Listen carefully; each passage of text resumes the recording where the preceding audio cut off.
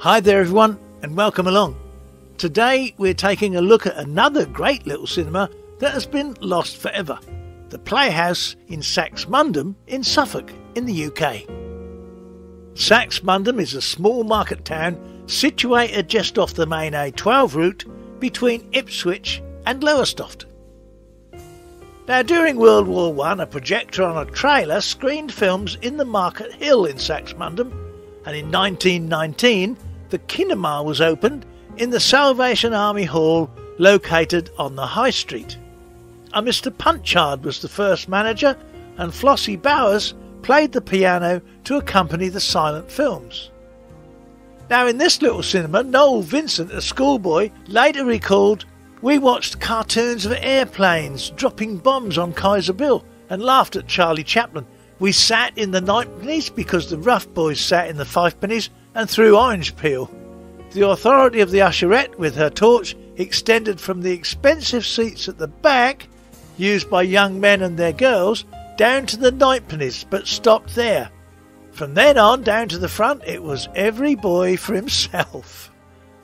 In 1929 the hall was again used by the Salvation Army, and years later some old films were discovered under a ramp, but we don't know what they are or where they are. In 1934 Captain M. Atkinson created the Playhouse Cinema from an existing garage building in Church Street.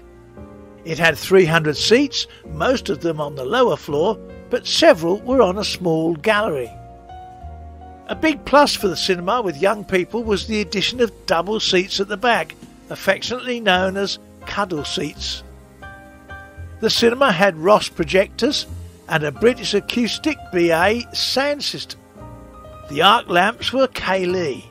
Examples of the equipment still survives to this day at Saxmundham Museum. The Playhouse was opened by Lord Cranbrook on the 11th of November 1934, the first film presentation being Melody in Spring, starring Charlie Ruggles, supported by Frederick March in Death Takes a Holiday.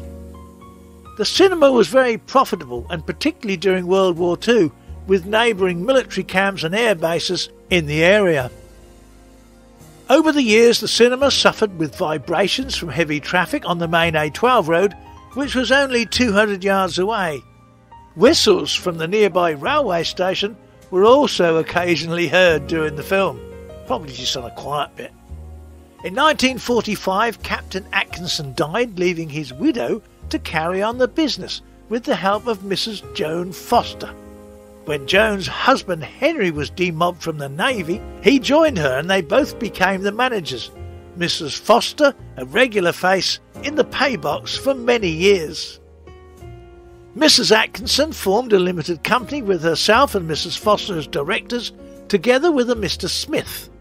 Under this management it ran until 1960, by which time small town cinemas were beginning to feel the pinch. CinemaScope was apparently installed in 1958, though as you will see later, I think it would have been achieved only by dropping the top masking, because the proscenium was only 1/3 of the width of the building. Over the years, Sunday evening concerts were also presented, with performers like Jackie Trent and Joe Brown.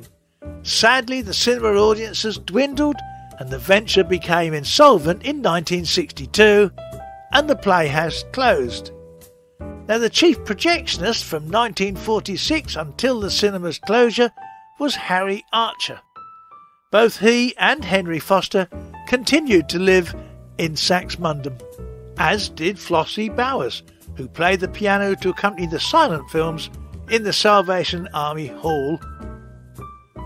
After the cinema closed, the building became a workshop for car dealer Smith and Wesby for a short while, but sadly it was later demolished. Here is the only photo of the demolition that we could find, which demonstrates the improbability of CinemaScope being very big. Your comments are as always welcome below. The site is now occupied by, you guessed it, a Tesco supermarket. Happily, the Playhouse Cinema is not entirely forgotten. Saxmundham Museum pays homage to it with a display of photographs and further information, including one of the projectors from the Playhouse. There is also a 12-seat cinema complete with tip-up seats and a watchful usherette, in which museum visitors can pass up to an hour watching films from bygone days. This mini cinema is also available for hire. My thanks go out to Richard Wills Crisp of Saxmundham Museum, without whose detailed help this look back at the Playhouse would not have been possible. Well, that's it for this one. Next up is a cinema we have lots of history on. That's the Doric in the horse racing capital of Newmarket. Don't forget to like, share and subscribe. That helps me a lot. And until next time, see you soon, be good to each other, and as usual, ta-da.